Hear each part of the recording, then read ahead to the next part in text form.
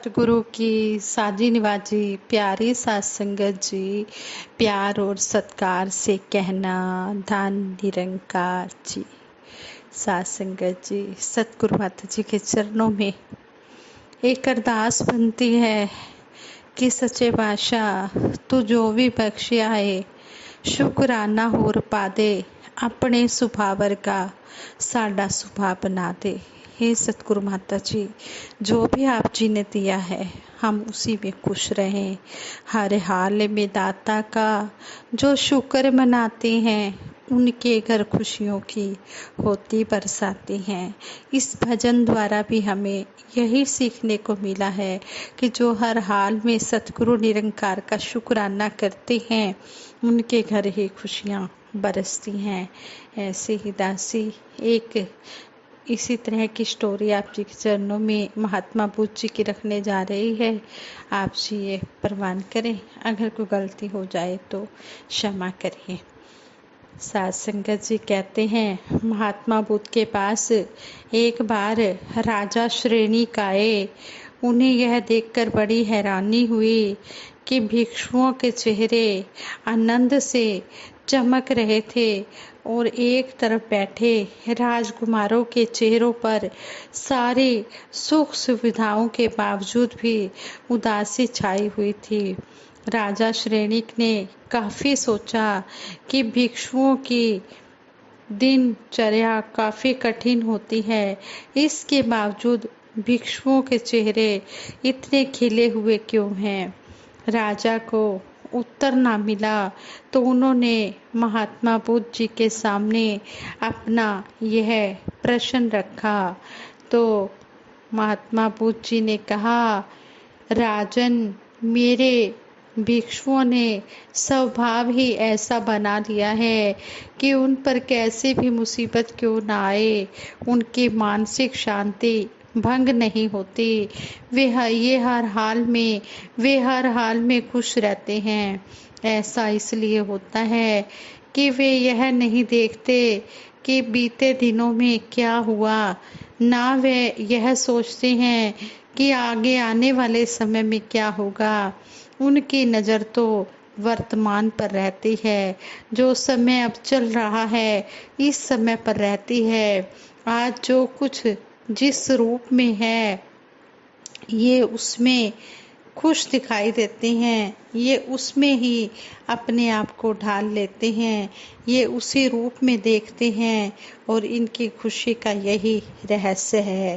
सात संगत जी, सतगुरु माता सुदीक्षा जी महाराज भी हमें हर पल यही समझाते हैं, जैसी भी हो परिस्थिति, रहे एक सी मनोस्थिति, चाहे सुख की घड़ी हो या दुख की घड़ी हो, हमने एक रस रहना है। हमने कभी भी चिंता नहीं करनी है। चिंता तो हरि नाम की, हमने हरि नाम की चिंता करनी है कि हमने इस परमात्मा का सिमरन करते रहना है बस। और हमने किसी प्रकार की कोई खाने पीने पहनने रहने की चिंता नहीं करनी। चिंता करने वाला ये सबका मालिक, ये प्रभु परमात्मा निरंकार है। ये सबको देता है, जान को भी देता है और अनजान को भी देता है। सभी को जो जानकर इसकी भक्ति करते हैं उनको भी दे रहा है, और जो नहीं भगत हैं, जो ब्रह्म ज्ञानी नहीं है, जिन्होंने इस परमपिता परमात्मा को नहीं जाना, उनको भी दे रहा है। इसे सारे संसार की चिंता है। इसलिए हम जो भी हमारा वर्तमान समय है उसमें खुश होकर जीवन जिएं और हरदम इसका शुक्राना ही करें। जैसे शहनशाह जी भी हमें संपूर्ण अवतार बानी के इस शब्द द्वारा समझाते हैं, हरदम शुक्र करो इस रामदा, खुशहाली जा तंगी, घड़ी सुहानी बीत रही, जो आवेगी सो चंगी है। शहनशाह जी भी कह रहे हैं कि हम हर पल इसका शुक्राना करें, चाहे खुशी का समय है या दुख का समय है, हम इसका शुक्राना ही करते चले जाएं। जो भी समय आएगा इसकी कृपा से अच्छा होगा।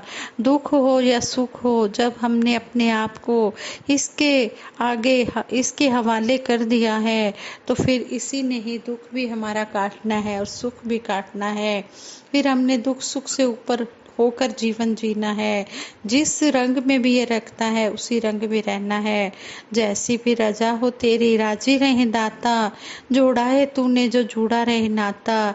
हे सतगुरु माता जी, हम मुख से तो कह रहे हैं कि जैसी भी रजा हो तेरी राजी रहे दाता, कि जिसमें भी तू सच्चे बादशाह हमें रखना चाहते हैं हम खुश हैं। अगर हम सही मायनों में इन बातों को कर्म रूप में उतार रहे हैं तभी हमें सुख मिलने वाले हैं, तभी हम सुख पा सकते हैं। अगर हम ऊपर ऊपर से तो कह रहे हैं कि जैसी भी रजा हो तेरी राजी रहे दाता, लेकिन इन बातों को हम कर्म में नहीं उतार रहे तो बात बनने वाली नहीं है। बात तभी बनेगी जब बोलो के संग कर्म भी होगा। जब बोलो के संग कर्म हो जाता है तो कहते फिर उस जन की तो क्या बात है, उस जन का तो क्या कहना है। वह जन तो भगत जन, वह सतगुरु के दिल में समा जाता है और सतगुरु को उसकी हर प्रकार की चिंता होती है। फिर भगत जन जो है अपने आप को जो समर्पित कर देते हैं, फिर उन्हें अपनी कोई चिंता नहीं होती। उनको पता है हमारी चिंता करने वाला हमारा निरंकार है, ये अपने आप हमारी चिंता करेगा और ये करता भी है। जो सौंप देते हैं अपने आप को इसके हवाले, फिर ये अपने आप ही उसके बारे में सोचता है। इसलिए यहाँ पर यही समझाया गया है कि जिस हाल में भी हमें परमात्मा रखे हमने उसी हाल में खुश रहना है। शिकवे से शुक्राने में आना है और अपना जीवन गुजारना है। कहते हैं कि जो हर पल दाता का शुक्र मनाते हैं, इसकी रजा में राजी रहते हैं, फिर उन्हें किसी प्रकार की कोई कमी भी नहीं रहती, उन्हें दुख भी दुख नहीं लगता। उनका दुख और सुख का जो समय है बड़ी आसानी से बीत जाता है। और आगे हमें समझाया गया कि धर्म का आध्यात्मिक स्वरूप क्या है। प्रकृति और परमात्मा से मिलकर ही यह संसार बना है। दोनों एक दूसरे में समाये हैं किंतु दोनों का अस्तित्व अलग अलग है। प्रकृति परिवर्तनशील है, बनती है, मिटती है, किंतु परमात्मा में कोई परिवर्तन नहीं होता। यह नित्य है, आनंद है, एक रस है, यह खंडित नहीं होता, मिटता नहीं। इसी प्रकार मानव भी शरीर और जीवात्मा दोनों से मिलकर बना है। शरीर प्रकृति से बना है, इसका पालन पोषण और सारी जरूरतें प्रकृति से पूर्ण होती हैं। इसमें परिवर्तन होते रहते हैं। इसको चलाने वाली शक्ति आत्मा है जो शरीर में व्यापक है। यह निरंकार ब्रह्म की अंश है। इसके भी वही गुण हैं जो निरंकार ब्रह्म के हैं। अज्ञानतावश मानव को अपने आप की पहचान नहीं है, इसलिए यह शरीर और माया को ही सब कुछ समझ बैठा है। माया में ही यह सुख ढूंढता है। स्वार्थ और थोड़े से सुख के लिए यह बुरे से बुरे काम भी कर गुजरता है। एक बार अर्जुन जी ने भगवान श्री कृष्ण जी से पूछा कि मनुष्य न चाहते हुए भी पाप क्यों करता है। तो भगवान श्री कृष्ण जी ने कहा, सब कुछ मुझे ही मिले यह कामना ही पाप कराती है। मैं सुख भोगूं, मेरा आदर हो, मेरी बात रह जाए, मेरी सेवा हो आदि इन बातों के कारण ही मनुष्य पाप करता है। जहाँ व्यक्तिगत सुख की कामना हुई कि सब पाप संताप दुख अनर्थ आदि आ जाते हैं। स्योंवश जब किसी ब्रह्मवेता का संग मिलता है और उसके द्वारा ब्रह्म ज्ञान हो जाए तो ब्रह्म को जानकर भावनाओं में परिवर्तन आ जाता है। धर्म का सही अर्थ समझ में आता है। धर्म का सीधा अर्थ है कि मानव अपने कर्तव्य कर्म से दूसरों को सुख पहुंचाए। जो बात अपने प्रतिकूल हो वह दूसरों से न की जाए। संपूर्ण शास्त्रों का सार यही है कि यदि हम चाहते हैं कि दूसरे हम पर विश्वास करें, हमारा आदर करें, हमारे अनुकूल बने, तो यह तभी संभव है। यह तभी हो सकता है जब पहले हम स्वयं इन गुणों को अपनाएं। हमारे द्वारा किसी का नुकसान ना हो, किसी का निरादर ना हो, मेरा कोई नुकसान ना करे, यह अपने हाथ की बात नहीं है। परंतु मैं किसी का नुकसान ना करूं, यह अपने हाथ की बात है। जो व्यक्ति ऐसा सोचता है कि मैं किसी को बुरा ना समझूं, मेरे द्वारा किसी का निरादर ना हो, ऐसा व्यक्ति धर्मात्मा होता है। इस संसार में विचरते हुए सभी प्रकार के व्यक्तियों से बातचीत होती है।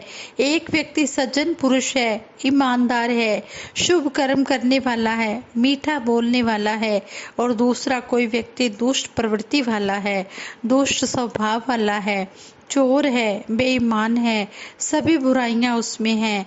प्रभु प्रेमी दोनों में ब्रह्म तत्व को देखते हैं, दोनों को प्रभु की संतान मानते हैं। ब्रह्म तत्व की ओर दृष्टि रखने वाला महात्मा ही समदर्शी कहा गया है। दुष्ट व्यक्ति को देखकर यदि दुष्टता का भाव आए, गिलानी आए, तो वह समदर्शी नहीं हो सकता। ब्रह्मज्ञानी समदर्शी होते हैं, सबको समान दृष्टि से देखते हैं। वह उनका भी भला चाहते हैं और कोशिश करते हैं कि उनका भी कल्याण हो जाए। जिनके मन में बुरे विचार हैं वह भी अच्छे बन जाएं, वह भी अच्छे रास्ते को अपनाएं। यदि ऐसा ना होता तो सज्जन ठग, भूमिया चोर, रत्नाकर डाकू और अंगुली माल जैसे हत्यारे आदि ऐसे अनेक बुरी प्रवृत्ति वालों का कल्याण ना हुआ होता, वे भक्तों की श्रेणी में ना आए होते। संत और सतगुरु सबके प्रति दयावान होते हैं, दयालु होते हैं, सबका भला चाहते हैं, सबका भला करते हैं। इनके हृदय में हर एक प्राणी मात्र के लिए शुद्ध भावना होती है, शुभ भावना होती है, दया होती है। इनकी शिक्षा है कि दूसरों के साथ प्यार रखते हुए व्यवहार हो और उनके साथ अच्छी वाणी बोली जाए, मीठी भाषा का प्रयोग हो। किसी के दोष देखने का हमारा अधिकार नहीं है।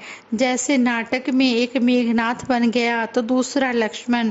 कर्म अपना अपना है और उस कर्म में भाव भी वही प्रकट हो रहे हैं, किंतु है तो दोनों एक ही स्टेज के अभिनेता, एक ही स्टेज के हीरो। कर्म में विरोध है किंतु मन में विरोध नहीं है। इसी प्रकार संत अनेकों प्रकार से व्यवहार करते हुए अंदर से ब्रह्म तत्व को ही देखते हैं, हृदय में सबके प्रति दया का भाव रखते हैं। रामायण में भगवान शंकर जी कहते हैं, उमा संत कई ही बढ़ाई, मंद करत जो करी भलाई। संतों की यही विशेषता होती है कि जो उनके साथ बुरा व्यवहार करते हैं वह उनका भी भला ही करते हैं। इतिहास से पता चलता है कि आज उन्हीं का अस्तित्व कायम है जिनमें प्यार, नम्रता, सद्भावना, विशालता, सहनशीलता जैसे सद्गुण कायम थे। आज भी सतगुरु की कृपा से अनेकों महात्मा अपने कर्तव्य कर्मों से सुंदर जीवन जी रहे हैं। ये महात्मा आसक्ति और इच्छाओं का त्याग करते हुए संसार के कल्याण के लिए काम कर रहे हैं। संत निरंकारी मिशन उत्तम संस्कारों और सहज जीवन जीने वालों का मिशन है। मिशन के सरल सहज सिद्धांत हर मानव को जीवन जीने की कला सिखाते हैं। मिशन की शिक्षा है कि हर मानव ईश्वर में पूरी तरह विश्वास रखते हुए अपने गृहस्थ के सारे कर्तव्यों का पालन करते हुए प्रभु की रजा में राजी रहते हुए जीवन की यात्रा को तय करे। सतगुरु बाबा हरदेव सिंह जी महाराज भी अक्सर हमें अपने विचारों द्वारा समझाते, कर्म को ज्ञान से जोड़ते हुए स्वयं को भक्ति में परिपूर्ण करके पूर्ण विश्वास के साथ आगे बढ़ना है। प्रभु हर पल हमारा सहायक है, रक्षक है, पालक है। हनुमान जी को विश्वास था कि भगवान राम जी की शक्ति उनके साथ है, इसलिए वह मुश्किल से मुश्किल कामों को भी बड़ी आसानी से कर सके। आज हर संत का कर्तव्य है कि वह सतगुरु के इशारों को समझे और जागे। सत्य की जागृति लाने की हर तरफ जरूरत है, बहुत अधिक जरूरत है, ताकि इस धरती को सुंदर रूप दिया जा सके। सत्य का वातावरण बनाने के लिए बहुत कोशिश करनी पड़ती है और यह कोशिश भगत जन संत महापुरुष ही करते हैं, जिससे धरती का हर मानव सुख और शांति से जी सके। आज वक्त के सतगुरु माता सुदीक्षा जी महाराज इस धरती पर, इस संसार में प्रकट हुए हैं और सभी को आवाज दे रहे हैं कि आओ रब के दर्शन पालो। संदेशा है इंसानों को, मुर्शद बंदे प्या बनाए, मेरे जैसे हैवानों को। यहाँ आवाज हर एक के लिए दी जा रही है, कोई ये नहीं, कोई अलग से किसी एक जाति के लिए नहीं। भगवान ने तो एक ही जाति बनाई है, इंसानियत की। इंसान बन के हमने जीवन जीना है, इंसान बन के हमने इंसान के दुख दर्द में काम आना है। हमने सुख देने वाला बनना है, किसी को दुख देने वाला नहीं बनना। हमने ऐसे वचन बोलने हैं जो दूसरों को ठंडक देने वाले हों। हम कभी भी ऐसे कटु वचन, कड़वे वचन ना बोलें जिससे किसी का दिल दुखे। क्योंकि सतगुरु समझाते हैं कि हर घट में इस परमपिता परमात्मा का अंश है। ईश्वर जीव, ईश्वर जो जीव है ये अंश अविनाशी, ये इस पर ईश्वर जीव जो है ये परमपिता परमात्मा का अंश है। ये परमात्मा अंशी है और जीव जो है, मानव जो है, ये इसका अंश है। जिस जोत दा अंश है बंदे, इस जोत नू जानते सही। जिस दियां दितियां दातां वरते, ऐसे दाते नू पहचानते सही। जिन्होंने इस परमपिता परमात्मा को जान लिया है, इस दाता को जान लिया है, मुबारक है उनको। और जिन्होंने नहीं जाना वो आए और परमपिता परमात्मा के दीदार करें, दर्शन करें, सेवा सिमरन सत्संग करें। इस ब्रह्म को पाकर अपना लोक सुखी परलोक सुहेला करें। सभी के लिए सतगुरु के चरणों में यही अरदास है। सच्चे पातशाह दातार तेरे दर से बस यही दुआ मांगे, घर घर में खुशी भर से हम सबका भला मांगे। साथ संगत जी प्रेम से कहना, धन निरंकार जी।